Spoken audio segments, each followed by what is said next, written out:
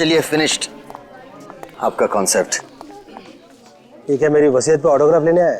ये आपकी वसीयत नहीं, ये मेरा फ्रस्ट्रेशन है। ये आप ही का कॉन्सेप्ट है जिसे आपने मुझ पे स्क्रिप्ट लिखवाया। बहुत पुराना है यार। पुराना कहाँ है? नहीं, सफेद है, कड़क है। अरे मैं पेपर के नहीं, आपके कॉन्सेप्ट की बात कर रहा हूँ। कॉन्सेप्ट बहुत पुराना है। पुराना क्या है? कुछ भी नहीं है, कितने सालों से यही चलता आ रहा है। अरे हीरोइन भाग के गले मिलते तो मिलने दे, गाने बजते तो बजने दे। आजकल तो सेंसर की प्रॉब्लम भी नहीं है। देखिए मैं क्या बोल रहा हूँ सर, हम कुछ हटके ट्राई नहीं कर सकते हैं? कुछ अलग, कुछ नया। हटके क्या है? कुछ भी नहीं है। देख, मैं तुझे फिल्म बनाने का फॉर्मूला समझा था। यहां से हम लोग ने हॉलीवुड का रोमांस लिया, अब वहां से जापानीज फिल्म की हम लोगों ने कहानी ली। अब परायों से इतना ले रहे हैं तो अपनों को छोड़ेंगे? कैसे छोड़ेंगे? पकने दे। अब मैं इसमें कॉमेडी डाल रहा हूं। ये कॉमेडी, ये कॉमेडी, ये कॉमेडी। एनीवे देखिए सर, मैं बहुत डिप्रेस्ड हूँ। मेरा अभी अभी ब्रेकअप हुआ है, मेरा दिल टूटा हुआ है। मैं आपकी कॉमेडी फिल्म नहीं लिख सकता हूँ। तो दिल टूटा है ना, पेन कहाँ टूटा है? मैं तुझे आइडिया देता हूँ। एक विलन वहां से चल के यहां आके और एग्रीमेंट पे साइन करने के लिए कहता है। सामने वाली पार्टी तैयार नहीं।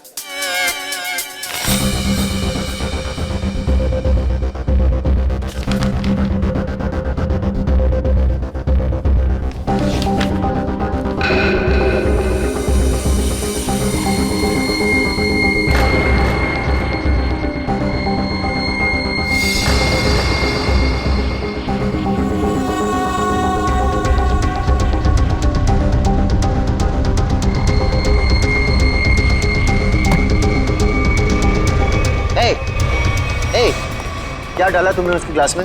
हाँ, क्या डाला ग्लास में? रुको।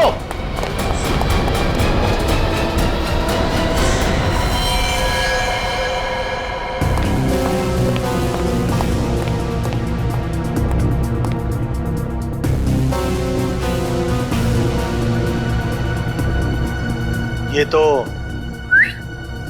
उस आदमी ने इसे मारा है। मैंने अपने आंखों से देखा। उसने इसके ग्लास में जहर डाला था। तो क्या करे? निकले? ऐसी सिचुएशन में सब एक ही काम करते हैं, सीआईडी को बुलाते हैं।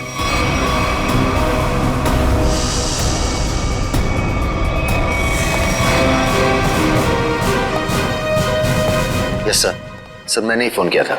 Mister UD. यस। आपके और अरमान जी के सामने मारा है। मुझे पता नहीं, इन्होंने देखा है। इन्होंने देखा। इन्होंने? मिस्टर यूडी, हमने सुना है कि आप कहानी वगैरह भी लिखते हैं। जी सही सुना आपने। मैं कहानियां लिखता हूँ लेकिन आइडियाज ये देते हैं। ये वाला मेरा नहीं था। क्या हुआ? नहीं, कचरा है। यूडी, आपने इस आदमी का खून होते हुए देखा? जी, उस लड़के ने इनके जूस में कुछ मिलाया था। ये लैपटॉप उसी का है, छोड़ के भाग गया। भागते चोर की लंगोटी छोड़ गया? मतलब चोर निकल लिया, लंगोटी छोड़ गया। इसमें तो कुछ भी नहीं है, खाली। कमाल है, हिम्मत तो देखो उसकी। इतने लोगों के सामने जूस में जहर मिला के मार डाला इसे, और फिर यहाँ से भाग भी गया। सर मैंने उसे पकड़ने की कोशिश की लेकिन वो। अरे राइटर पेन पकड़ सकते हैं, मुझे नहीं। छोड़िए, हम लोग निकले। हाँ, आप लोग जा सकते हैं, मगर जरूरत पड़ी तो आप दोनों को फिर मिलना पड़ेगा। मेरी तो नहीं पड़ेगी, शायद इनकी पड़ जाए। राइटर है, लिख के देगा। कल ही सर, हम लोग यूडी जी का फोन नंबर और एड्रेस लेके आते हैं। अरमान जी, अरमान जी, अरमान जी, आप तो रियल लाइफ में भी स्टार है। मैं आपका बहुत बड़ा दीवाना हूँ। वो तो आपकी एज से नजर आ रहा है। मैं बचपन से आपकी फिल्में देखते आ रहा हूँ। तो फिल्में डिस्कस कीजिए ना, एज क्यों डिस्कस करना है? कितने बढ़िया डांस करते हैं आप। Thank you so much. देखिए, यहाँ पे कोई मर गया है और आपको इनकी डांस की पड़ी हुई है। अरमान जी, ये कौन है? इन्होंने मेरी फिल्म लिखी है, ये यूडी है। ओह, फिल्म आपने लिखी है? जी। Very good very good. अरे फिल्मों में गाने वाने डाले हैं कि नहीं? Of course. मुझे बहुत सारे गाने चाहिए। सर का डांस हमें बहुत पसंद है सर। हाँ, अरमान जी, अगर आपको क्राइम फिल्म में किसी जांबाज पुलिस ऑफिसर की जरूरत पड़ेगी ना तो मुझे बुला लेना। मुझे अच्छा डांस करना भी आता है। दिखाओ दिखाओ। अरे जो देखा ना वो काफी है। हम निकले। अरे कहाँ जा रहे हैं आप? अरमान जी, वैसे आप यहाँ क्यों आए थे? हम लोग की फिल्म हैप्पी एंडिंग के प्रमोशन के लिए आए थे, जो कि 21 नवंबर को रिलीज हो रही है। सुपर हिट फिल्म है, कॉमेडी है, धमाल है, बेमिसाल है। अपने परिवार के साथ देखना जरूर देखूंगा। मैं अपनी वाइफ को साथ में लेके जाऊंगा और स्क्रीन के सामने डांस भी करूंगा। आप सीआईडी है ना? हाँ, आपको कोई शक है क्या? नहीं, हमारी तरफ से आप सबको शुक्रिया। आपकी वजह से हम सब सेफ हैं। वो तो है। निकले। चलें? अरे एक सेकंड जरा बताइए ना कि अगली बार आपसे कब मिलेंगे? 21 नवंबर को अपनी नजदीकी थिएटर में। आपका फोन नंबर और एड्रेस चाहिए था। This is my card. Best luck for your film. Thank you so much. Best luck sir. Thank you so much. कर लिए।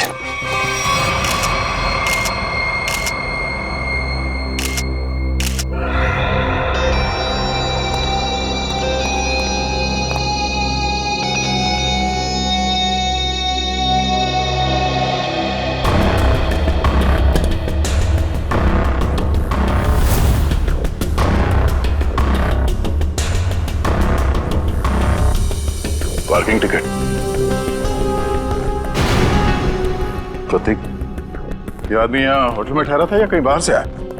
नहीं सर, ये हमारे होटल के गेस्ट नहीं है, कहीं बाहर से आया था। ये जो लड़का भागा है उसका चेहरा तो देखा होगा ना आपने? हाँ सर, देखा है। उसका स्केच बनवाइए जरा। Okay sir. और ये पार्किंग टिकट है, मतलब किसी गाड़ी से आया था। देखो जरा। जी सर। इस पे जो गाड़ी का नंबर लिखा हुआ है ना? जी। देखो गाड़ी कहाँ पे है। जी सर। फ्रेडी, वॉचमैन से पता करो जो आदमी यहाँ से भागा था वो यहाँ से बाहर गया कैसे। Yes sir.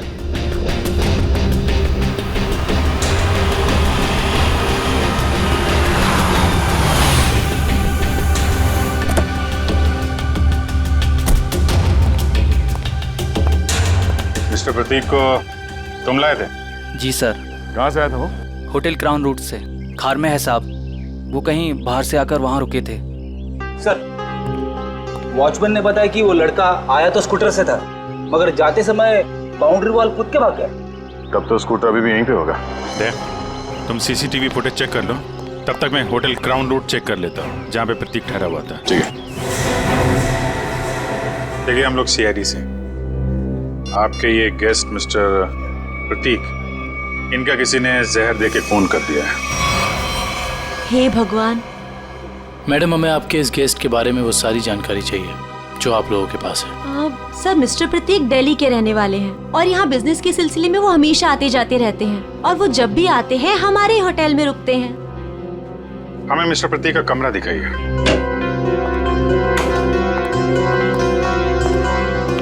कमरा चेक कर लो जरा।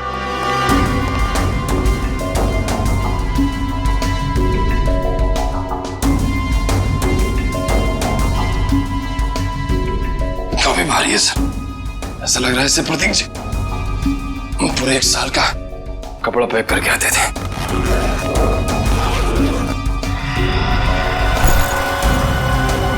बैग तो खाली है।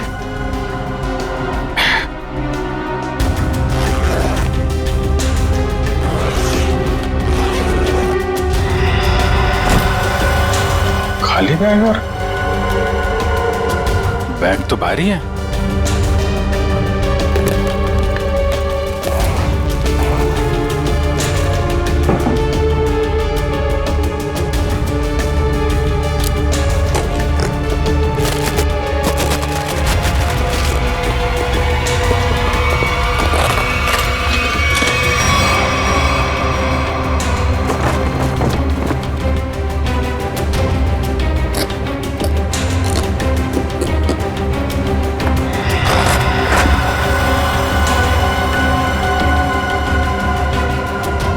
बैग में पैसे छुपा के रखा है।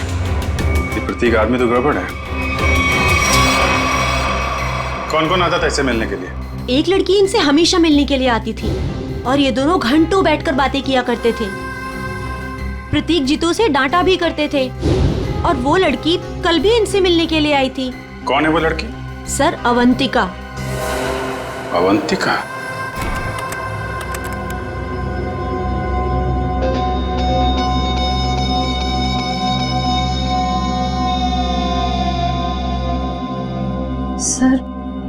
सर वो स्कूटर काफी देर से वहीं पर है। हाँ श्रेया, ये स्कूटर खुनी का हो सकता है। बजा, जरा इस फुटेज को और पीछे से प्ले करना।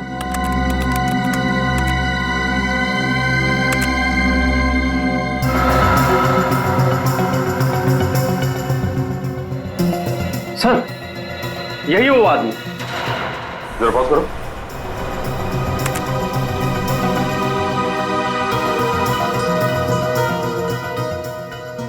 सर ये तो वही आदमी है।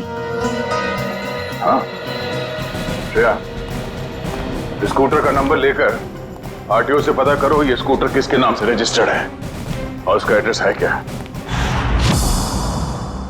तो आप दोनों साथ में रहते हो और वो यहाँ काम करता है? यस सर, यही काम करता है Ketan. Hello sir, welcome. Ma'am, हम लोग सीआईडी से और एक जांच के सिलसिले में यहाँ आए हैं। ये आदमी केतन यहाँ पे वेटर है ना? हाँ सर, ये तो केतन ही है। इस केतन ने एक आदमी को जहर देके मार डाला और अब फरार है। इसी की तलाश में हम लोग यहाँ पर आए हैं। लेकिन सर ये तो काम छोड़कर जा चुका है यहाँ से।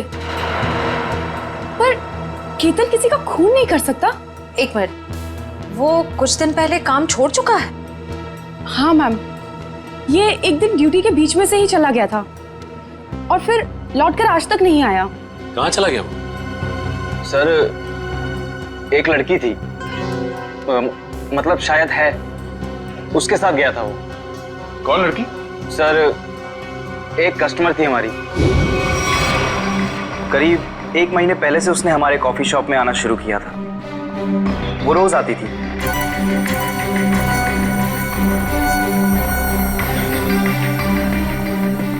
और उस कोने वाली टेबल पर जाकर बैठ जाती थी। उस टेबल पर केतन सर्विस देता था।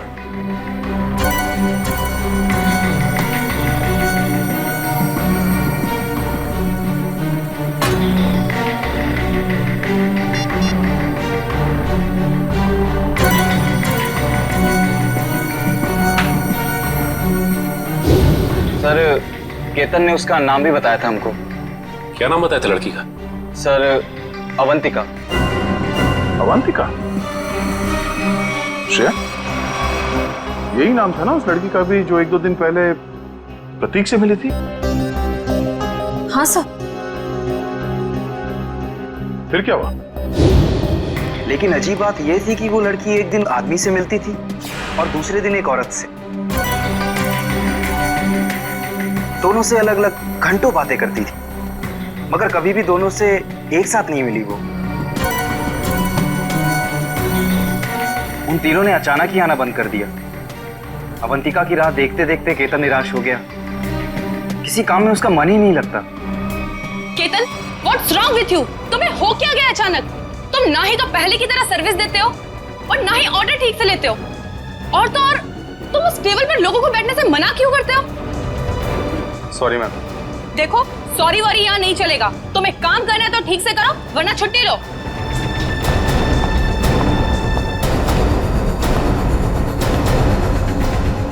यार, अपने दिमाग से उसका ख्याल निकाल यार। अवंतिका ने वो टेबल खरीद नहीं लिया है, ना ही हमेशा के लिए रिजर्व किया है। यार, एक कस्टमर थी, अब नहीं है। बस नहीं यार, मैं उसे भूल नहीं पा रहा हूँ। उसने कुछ बताया भी नहीं और अचानक से गायब हो गई।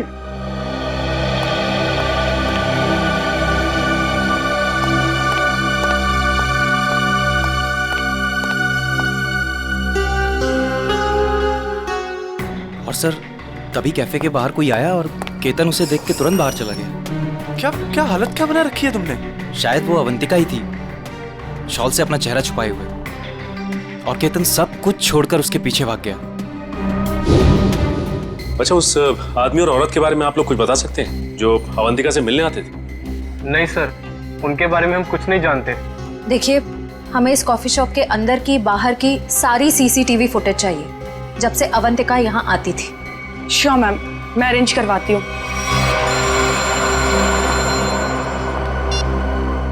और डॉक्टर साहब, क्या बात कर रहे हैं सर आप? पर ऐसे कैसे हो सकता है? ठीक है सर, मैं एसीपी साहब से बात करता हूं।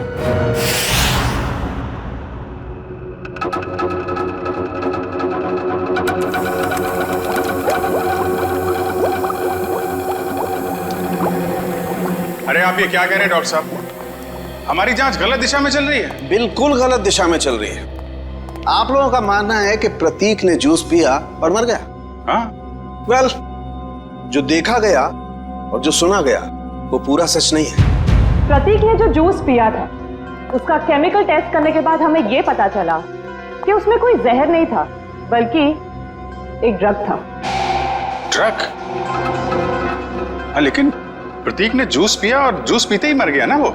यही तो सबसे ज्यादा चौंकाने वाली बात है अभिजीत। इस ड्रग की वजह से किसी इंसान को कुछ वक्त के लिए पैरालिसिस तो हो सकता है, उसे लकवा तो मार सकता है, लेकिन कोई मर नहीं सकता है। तो फिर इसकी मौत हुई कैसे?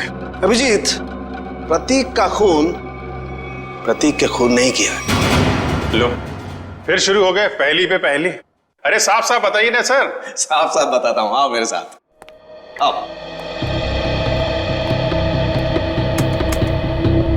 ये देखो, ये प्रतीक की ब्लड सेल्स और ये एक नॉर्मल इंसान के ब्लड सेल्स।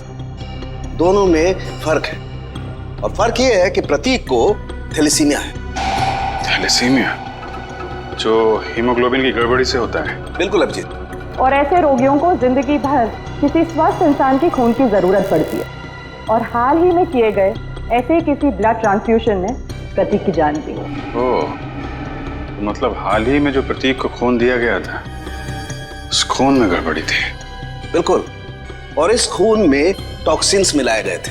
मतलब इस खून को जानबूझकर जहरीला बनाया गया था जिससे इसकी मौत हो गई।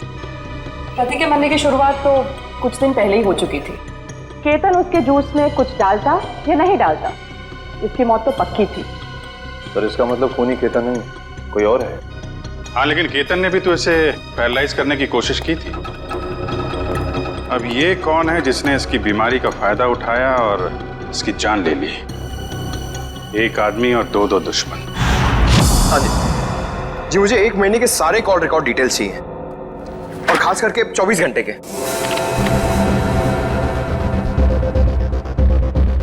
केतन का फोन आखिरी बार जामवार में ट्रेस हुआ था सर।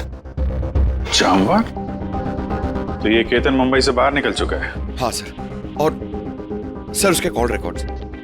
सर ये देखिए, सबसे पहले उसने अपने कॉफी शॉप वाले दोस्त ऋषभ को फोन किया, उसके बाद अवंतिका को, मगर अवंतिका का फोन ऑफ आ रहा था। और फिर सर उसने महाराष्ट्र के जामवार में किसी मनन को फोन किया। मनन? अभिजीत, मतलब इस केतन को जामवार से उठाना पड़ेगा, वही बताएगा अवंतिका कहाँ छुप कर बैठी है। और फिर ये भी पता लगाना चाहिए इन दोनों का क्या संबंध है उस कॉफी शॉप वाले औरत और आदमी के साथ। सर, अवंतिका का तो पता नहीं, लेकिन हम उस आदमी और उस औरत तक पहुंच सकते हैं जिनसे वो कॉफी शॉप में अलग अलग मिलती थी। ये देखिए सर।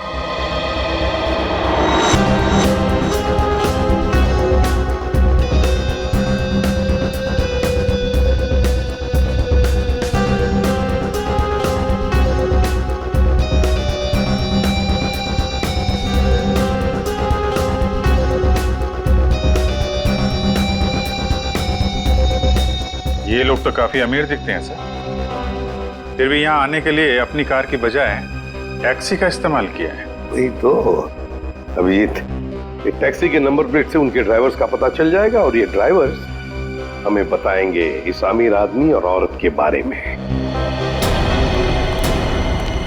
क्या गलती की साहब, मुझे क्यों बुलाया है? देखो, तुम लोगों से कोई गलती वलती नहीं हुई, कोई भी गलती नहीं हुई। बस हम सिर्फ कुछ जानना चाहते हैं। ये देखो, ये औरत और ये आदमी क्या इन लोगों को तुमने कभी देखा है? तुम जानते हो इन्हें? ये दोनों भी पिछले महीने कुछ दिनों तक ग्रैंड मोटर्स होटल में आते जाते रहते थे। ये आदमी, इसे तो मैं जानता हूँ। ये तो एक बार मेरे टैक्सी में बैठा था। कौन है ये? कहां से बैठा था तुम्हारे टैक्सी में? कौन है ये साहब, मैं नहीं जानता हूँ, लेकिन पिछले महीने जुहू सर्कल पे एक कॉलोनी से इसे मैंने उठाया था सुबह सुबह। इसके पास 1000 रुपया था साहब। मेरा भाड़ा 390 रुपया था। मैंने इसे 600 रुपया वापिस कर दिया, लेकिन ये 20 मिनट तक 10 रुपए के लिए बकबक करता रहा। फिर बाद में मैंने साहब इससे 10 रुपया लेके उसको दिया था। हाँ सर, याद है। अभी तक इसने 10 रुपए दिए भी नहीं मुझे। कुछ बता सकते हो ये रूम में कहाँ रहता है? ये तो मालूम नहीं है साहब, लेकिन जाते जाते इसने कहा था कि मेरा तो इधर रोज का आना जाना है। अगर ऐसे ही मैं 10-10 रुपए डेली छोड़ता जाऊं तो महीने का 300 रुपया हो जाएगा। पैसे वाला आदमी था साहब, लेकिन 10 रुपया के लिए बहुत चिक किया साहब, बहुत चिक किया एकदम। ठीक है, चलो हमारे साथ।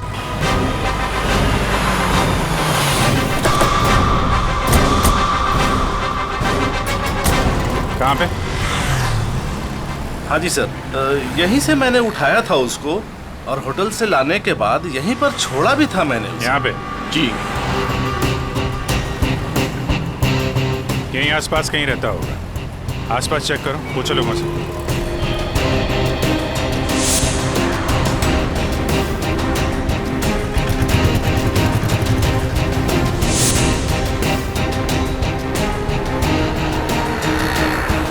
अरे भाई साहब, जरा देखना इस आदमी को पहचानते हैं क्या आप? अरे साहब, अभी हमें 5 गाड़ियां और धोना, मेरे पास बिल्कुल टाइम नहीं है। अरे यार, थोड़ा टाइम निकालो ना काम से, लोगों की मदद भी क्या करो भाई। ठीक है साहब, लाइए दिखाइए फोटो। ये देख। अरे ये तो अपने निरंजन साहब हैं। निरंजन साहब? हाँ साहब, ये यहीं तो रहते हैं। वो सामने वाले दूसरे बंगले में, बंगला नंबर 707। और हाँ साहब, इनकी तीनों गाड़ियां रोजाना मैं ही धोता हूँ। अच्छा, थैंक यू वेरी मच। 707 ना? जी हाँ, 707। Thank you.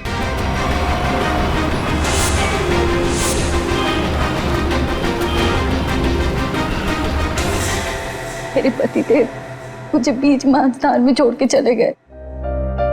आखिरी बार भी उनको देखना मेरे नसीब में नहीं रहा। श्रुति जी, आपके साथ जो कुछ भी हुआ बहुत बुरा हुआ, इस बात का दुख है हमें, लेकिन आपसे कुछ जानकारी चाहिए थी। जी पूछिए। प्रीति जी, हमें आपके पति के सूटकेस में छुपा कर रखे गए 15 लाख रुपए मिले हैं। आपको कुछ पता है इन पैसों के बारे में? उन्होंने ये पैसे क्यों छुपा के रखे हैं? मुझे कुछ नहीं पता। ठीक है, कोई बात नहीं, हम पता लगा लेंगे। क्या हम उनका कमरा देख सकते हैं? जी उधर। अच्छा। सरस्वती जी, आप इन दोनों में से किसी को पहचानती हैं? जी नहीं।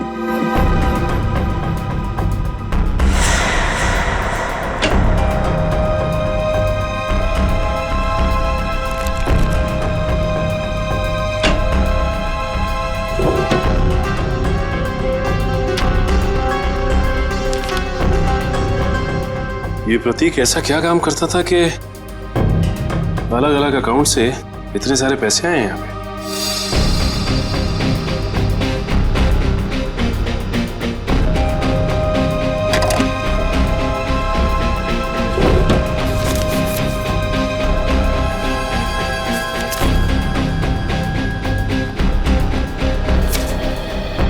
सीडी?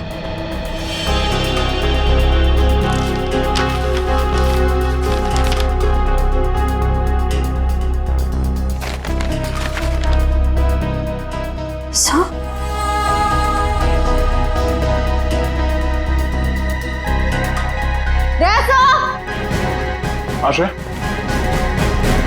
ये देखिए,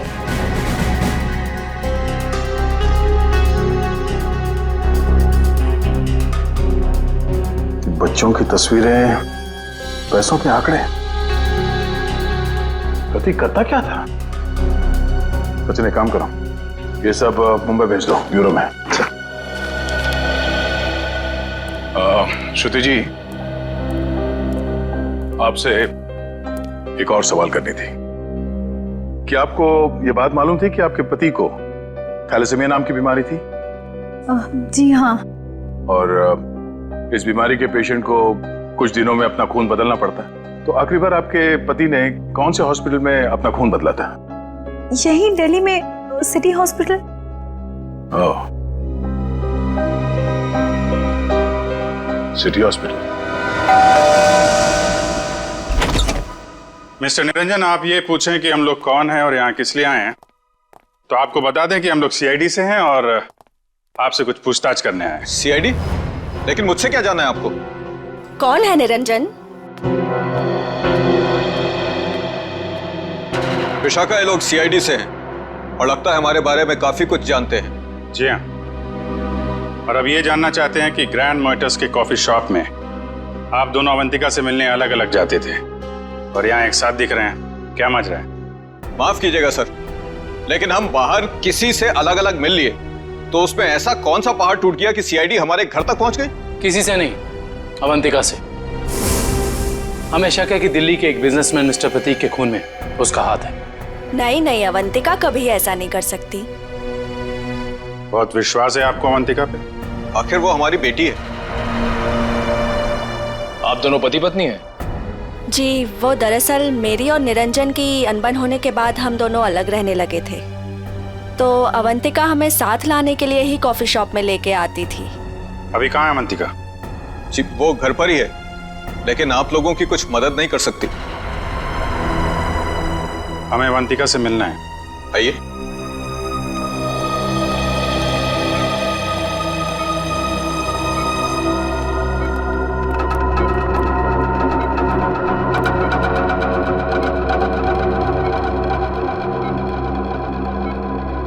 क्या हुआ इसे? सीढ़ियों से गिर गई थी, सिर में चोट लगी है, तब से कोमा में है। डॉक्टर्स ने कहा है कि कुछ महीनों में इसे होश आ जाएगा, इसीलिए इसे हम घर ले आए और घर से ही सारा ट्रीटमेंट चला रहे हैं। नर्स मिशा इसकी देखभाल के लिए पूरे दिन घर पर ही रहती है। मिशा, कैसी हालत है अवंतिका की? सर, अभी तो कुछ कह ही नहीं सकते कि इन्हें कब होश आएगा। अब तो अवंतिका में सिर्फ जान बची है, मगर शरीर और दिमाग पूरी तरह नाकाम है। अब इस केतन को ढूंढना ही पड़ेगा।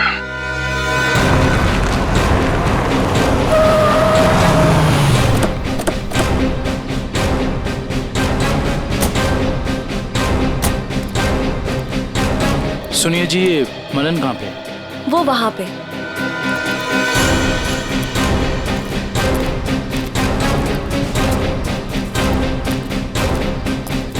ये मनन। हाँ जी, आप कौन? जरा केतन को बुलाओ, उससे मिलना है। कौन केतन? यहाँ कोई केतन नहीं रहता। देखो, केतन ने तुम्हें आखिरी फोन किया था, इसलिए तुम्हारे तक पहुंचे। अब अगर झूठ बोलोगे तो तुम्हें भी साथ में ले जाएंगे। कहाँ ले जाएंगे? वहीं जहाँ बिगड़े हुए लोग ठीक किए जाते हैं, मुजरिमों की मरम्मत की जाती है। अगर केतन यहाँ पे निकला तो उसको छुपाने के गुनाह में तुम्हारी भी मरम्मत हो जाएगी, समझे तुम? नहीं नहीं साहब, ऐसा मत कीजिए।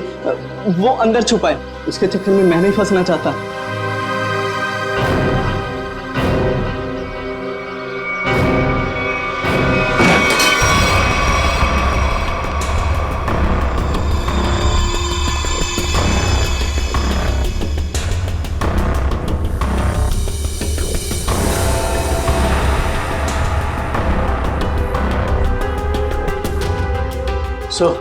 यहाँ तो सब बंद है, यहाँ से भागना तो नामुमकिन है।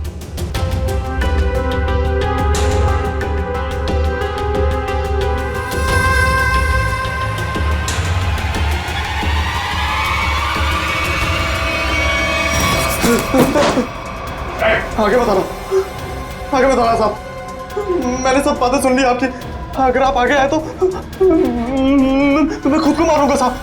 अरे वाह, वहां दिन दहाड़े होटल में जूस में ड्रग मिला के आदमी को मारने की हिम्मत है तुम में। और यहाँ इतने डर गए हो कि खुदकुशी कर रहे हो? हाँ? नहीं साहब, मैंने नहीं मारा साहब, मैंने उसे नहीं मारा। उसने कहा था उस दवा से प्रतीक कुछ दिनों के लिए कुछ भी नहीं कर पाएगा, पैरालिसिस हो जाएगा उसे। हाँ, ये तो तुम सही कह रहे हो। अब ये भी सही सही बता दो कि किसने कहा था। देखो केतन, अगर कातिल को पकड़वाने में तुमने हमारी मदद की तो तुम्हारी सजा कम भी हो सकती है, हैं?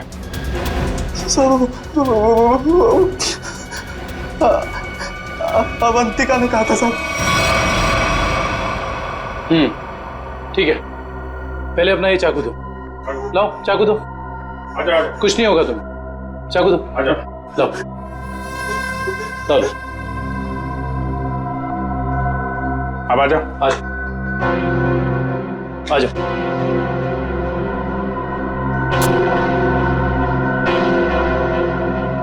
तो अवंतिका ने कहा और तुमने कर दिया। एक लड़की के प्यार में इतने अंधे हो गए थे? साहब, अवंतिका को बहुत बुरी तरह मारा था प्रतीक ने, मुझसे उसका दुख देखा नहीं गया, इसलिए उसकी मदद करने का फैसला कर लिया साहब, और नौकरी की परवाह किए बिना उसके साथ निकल गया साहब। देखो केतन, मुझे पता है कि तुम मुझे बहुत पसंद करते हो, पर इस वक्त मैं बहुत अकेले हूँ और सिर्फ तुम ही मेरी मदद कर सकते हो।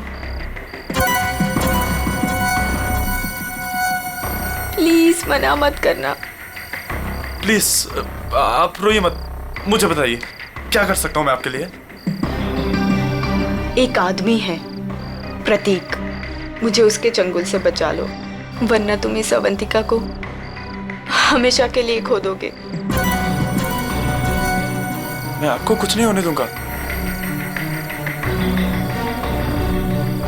ये रहे मेरे पापा के जायदाद के कागजात, इसे प्रतीक को दे देना, और इसे भी। जब प्रतीक जूस पीते नीचे गिर पड़ा तो मुझे लगा अवंतिका ने मेरे हाथों से जहर दिलवाकर मरवा दिया साहब। मैं डर गया साहब, मैं डर के वहां से भाग गया साहब। उसके बाद अवंतिका ने कभी मेरा फोन नहीं उठाया साहब, नहीं मुझे कभी फोन किया। अवंतिका ने धोखा दिया साहब मुझे।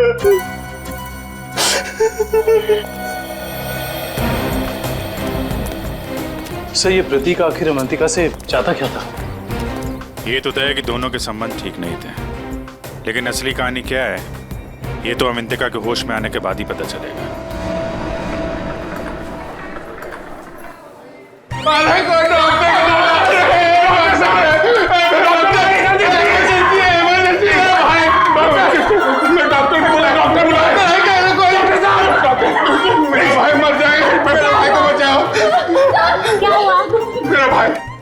प्रतीक भैया वो मर जाएंगे, उसे बचा लीजिए, डॉक्टर को बुलाइए प्लीज प्लीज। मेरा भाई प्रतीक भैया देखिए, वो इस हॉस्पिटल में ब्लड ट्रांसफ्यूजन के लिए आते थे, उन्हें थैलेसीमिया की बीमारी है। हाँ प्रतीक कैसा है वो? अब तक तो बिल्कुल ठीक थे, अचानक चक्कर आ रहा है उनको, और पता नहीं कुछ और क्या हो रहा भैया, सांस लेने में तकलीफ हो रही है। प्लीज डॉक्टर बुलाइए ना, उसी डॉक्टर को जिसने इलाज किया उसका। अच्छा रुकिए, मैं बुलाती हूँ। Please doctor.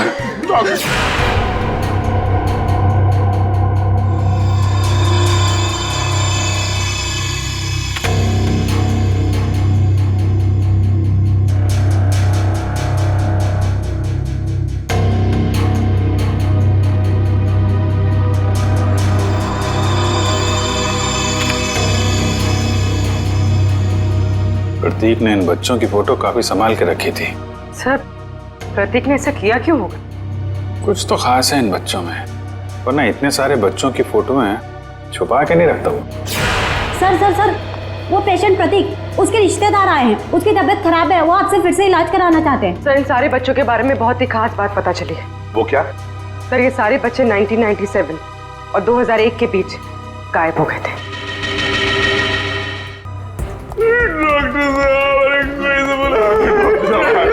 जी, कहाँ है प्रतीक? मैंने उसका इलाज किया था। अरे डॉक्टर साहब, आपने मेरे भैया प्रतीक का ब्लड ट्रांसफ्यूजन किया था? जी। अरे डॉक्टर साहब, मरीज है कहाँ? तूने मारा प्रतीक को? हाँ?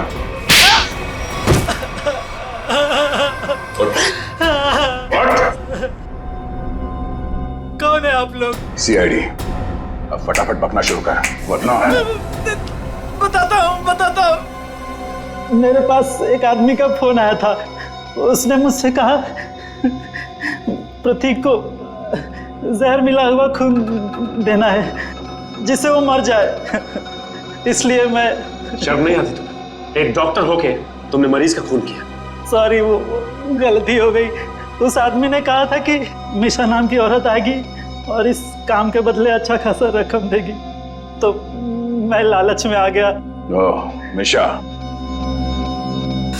नर्स मिशा इसकी देखभाल के लिए पूरे दिन घर पर ही रहती है। ओह नो, ये मिशा अभी अवंतिका की देखभाल कर रही है। चलो।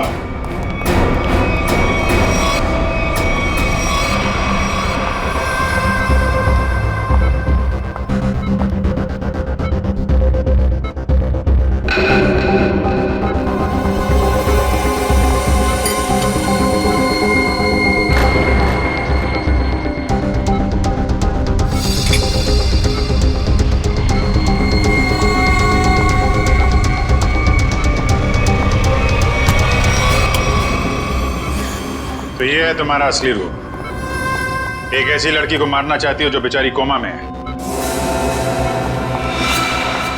ये क्या कह रहे हैं आप? मैं तो बस विटामिन का इंजेक्शन दे रही थी। विटामिन का इंजेक्शन है? आप भी काफी कमजोर दिख रही हैं। इनको लगा दो विटामिन का इंजेक्शन। निखिल जरा हेल्प करो।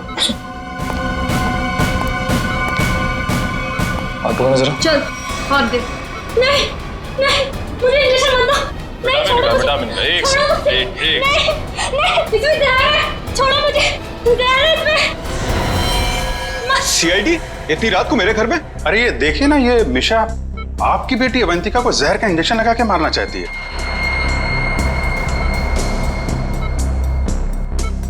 आपकी बेटी अवंतिका आपकी बेटी?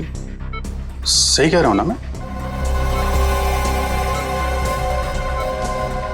क्या क्या मतलब है आपका? Thank you very much sir. ये तो कंफर्म हो गया। प्रतीक के घर से मिले डीवीडी में जो अमीर लोगों के नाम मिले थे वो खोए हुए बच्चों के पेरेंट्स ही हैं सर। और ये जो नाम के आगे करोड़ों के आंकड़े लिखे हैं ये उनकी संपत्ति के डिटेल्स हैं। तो फिर अभिजीत, ये प्रतीक इस लिस्ट को लेकर क्या कर रहा है? पूरी काम करो, पेरेंट्स की लिस्ट में से किसी भी एक पेरेंट को फोन लगा अभी। Sir.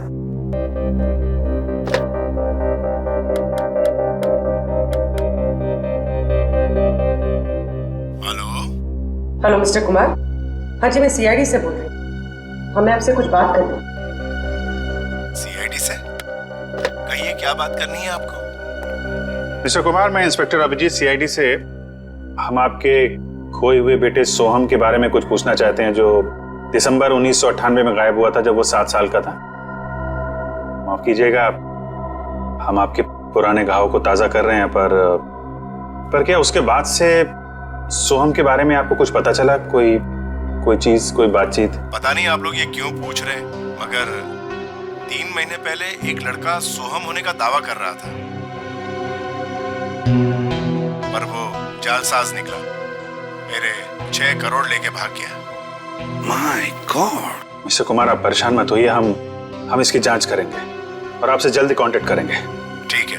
Thank you very much. Thank you. Sir, कहीं अवंतिका भी ऐसे कैरेक्टर तो नहीं? हो सकता है। हमें सब कुछ पता चल चुका है निरंजन जी। जिन अमीर परिवारों के बच्चे बचपन में खो जाते थे, ये प्रतीक अपने आदमी वहां भेजता था, उनके खोए हुए बच्चे बना के, ताकि पैसे कमा सके। उसके घर से हमें आपका नाम मिला है। आपकी बेटी अवंतिका 9 साल की उम्र में खो गई थी, उसके बाद कभी नहीं मिली। ठीक कह रहा हूं मैं? हाँ, मुझे शुरू से मालूम था कि लड़की मेरी अवंतिका नहीं बल्कि रीता है, लेकिन इसे झुटलाने का कोई सबूत नहीं मिल रहा था मुझे। एक दिन मैंने इसका पीछा किया। जब सच्चाई सामने आई तो मेरे पैरों तले से जमीन खिसक गई।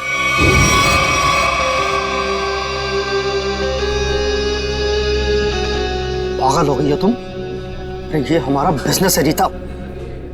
हम उन अमीर लोगों को लूटते हैं जिनके बच्चे उनसे काफी पहले बिछड़ चुके हैं। कुछ देर के लिए नकली ही सही, लेकिन उनको उनका बच्चा तो मिल जाता है ना, और हमें उनकी दौलत। प्रतीक जी मुझे माफ कर दीजिए, मुझसे अब और ये नाटक नहीं होगा। कैसे नहीं हो सकता? 55 करोड़ रुपए का प्लान है। इस तरह अगर तुम बीच में छोड़ के चली गई तो अरे किए कराए पर पानी फिर जाएगा। समझने की कोशिश कीजिए प्रतीक जी, उस निरंजन को मुझ पर शक हो गया है, और इस तरह कब तक मैं उनकी बीवी विशाखा को बेवकूफ बनाती रहूंगी। अगर उस निरंजन ने डीएनए टेस्ट करवा दिया तो मैं तो सीधा जेल में चली जाऊंगी। कुछ नहीं होगा, तुम बस निरंजन से पैसे निकलवाना शुरू तो करो। जैसे ही तुम सारे पैसे मेरे हवाले कर दोगी वैसे ही मैं तुम्हें आजाद कर दूंगा। प्रतीक जी मैं फंस जाऊंगी। मेरे अगले ट्रिप तक अगर तुमने मुझे 15 लाख रुपए निरंजन से लाकर नहीं दिए ना, तो इस बार भी तुम मेरे हाथों बहुत बुरी तरह मार खाओगी, समझे तुम? मेरी भावनाओं के साथ खिलवाड़ किया था प्रतीक और इस रीता ने। मुझे लूट कर बर्बाद करना चाहते थे। मैंने इस ईशा की मदद से दिल्ली के उस डॉक्टर को खरीदा और प्रतीक को जहरीला खून चढ़वा दिया, और इस अवंतिका को खुद सीढ़ियों से धक्का दिया। वो मरी तो नहीं, लेकिन कोमा में चली गई। आपके साथ जो हुआ बहुत बुरा हुआ, लेकिन आप कानून की मदद लेने के बजाय खुद मुजरिम बन गए। अब आपको और इस मिशा को जेल जाना होगा अपने गुनाहों की सजा भुगतने।